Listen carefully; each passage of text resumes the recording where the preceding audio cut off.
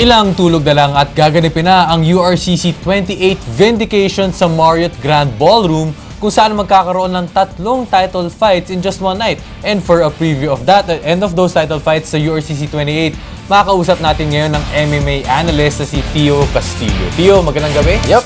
Nice to be here, Migs, Anton. Maraming salamat at dito tayo sa The Score. Pero Theo, right now, syempre, 3 title fights. No, that is on November 6. Of course, sa Marriott Grand Ballroom. Tell us naman more about sino ba mga magbabakbakan dito sa URCC 28? Well, yung mahigpit talaga na labanan or at least yung masarap tutukan is itong featherweight bout ni Ryan De La Cruz and Do Gyum Lee, yung for the featherweight belt. Sa flyweight naman, si Alvin Ramirez and CJ De Tomas, na itong si CJ De Tomas yung champion. And then for the women's flyweight, the inaugural belt, ito namang si Jelly Bulaong and itong si Yan Kihi.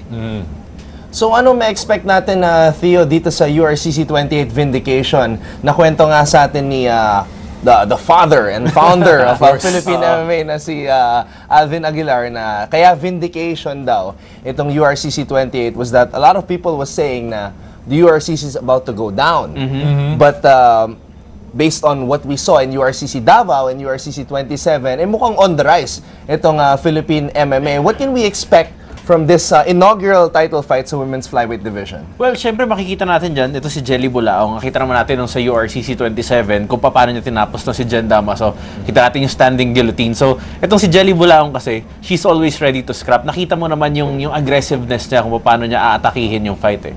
So, bukod pa doon is ready siya dun sa ground game. So, kapag kumbaga kahit saan siya mapunta, magiging handa tong si Jelly. At yung yung grappling community ngayon ng mga babae, medyo on the rise din siya, maganda rin siya, led by Annie Ramirez, Maggie Ochoa. So maganda yung kumbaga yung hasaan nila dahil sabi nga nila iron sharpens iron. So yun yung magandang makita dito kay Jelly Bulang, or at least dito sa women's flyweight division. And more from Jelly Bulang, but she'll go up against Yan Kihi from China. So can you tell us more about that? Kasi it's a women's flyweight belt.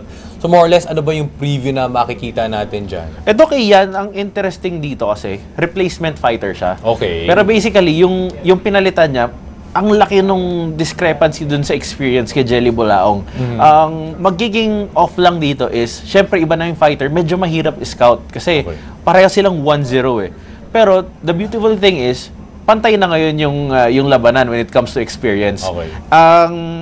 Mas maganda rin doon, or ang another side doon is dahil same team lumalaban itong si Yan tsaka si Shaunan Yan before, basically pareha sila ng style or magiging pareha sila ng mga konting mannerism. So hindi kailangan mag-veer away nito ni Jelly Bulaong doon sa game plan na hinanda niya from the previous fighter. Ito gusto ko pag-usapan, itong flyweight bout natin featuring 2 guys na naglaban sa URCC 27. Si CJ De Tomas, the new champion sa flyweight division, avenging his father's loss kay Hideo Morikawa, and Alvin Ramirez. Alam naman natin yung bad blood ni Alvin Ramirez at ni Carlo Laurel nung nakaraan, but this matchup between Ramirez and De Tomas, more of respect than bad blood.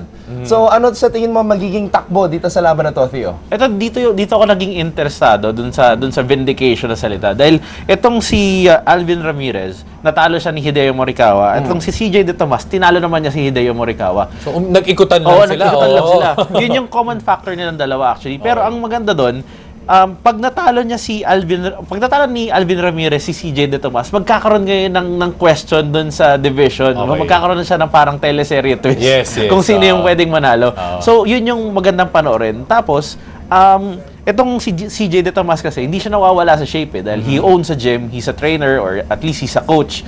So, lagi siyang pulido sa training. Ang magiging panlaban naman ito ni Alvin Ramirez with his top caliber striking is yung experience niya na lagi siyang lumalaban. Kasi with his 15 fights, hasang-hasa na to. Veteran na tong si Alvin Ramirez pagdating sa MMA. So besides that, syempre we have really i-anticipate talaga natin na title bouts. Of course, si Do Gyum Lee and versus Ryan De La Cruz. Pero meron tayong isa pang event dito sa URCC 28. Itong ating 3-on-3 format. Theo, how will this be? Ako, hindi ko rin alam kung paano. Rambulan. Parang rambulan. I'm a WWE fan, so sanay ako sa magulo. So I don't know how it's going to end, pero that will be a spectacle to watch. The main event, Dog Yung Lee, nakita natin yung kanyang panalo.